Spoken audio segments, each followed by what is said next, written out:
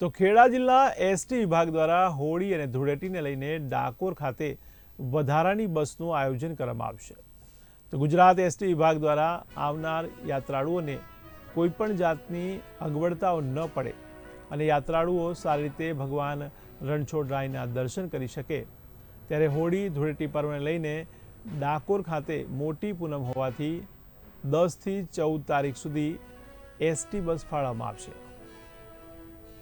તો હંગામી ધોરણે એસટી બસ ગુજરી બજાર તેમજ ડાકોર રેલવે સ્ટેશન તરફથી પણ બસનું સંચાલન થશે।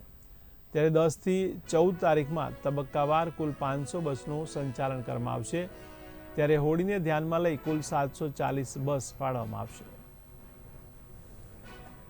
આગામી દિવસોમાં ડાકોર ખાતે યાત્રાળુઓને એસટી નિગમ દ્વારા પૂરી બસોનું આયોજન એસટી નિગમ દ્વારા કરવામાં આવેલ છે।